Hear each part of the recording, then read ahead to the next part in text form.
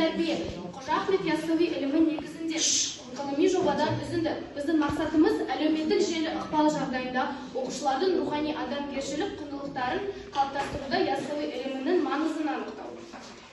Біз бірнеше тәжірибеден осы тәжірибеге тоқталайық. Біз эксперимент жүргіздік.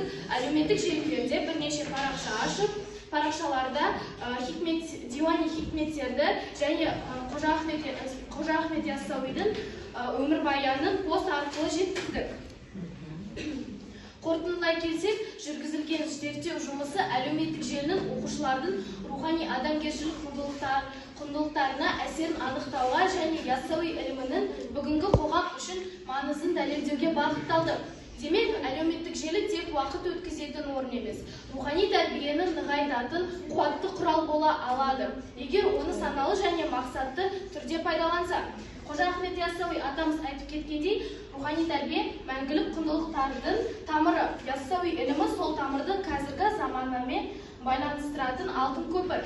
Рухани байлық, ішкі нұр, саналы қолдану өмірді көркейтетін жол екенін ұмытпайық. Зейін қойып тыңдағаныңызға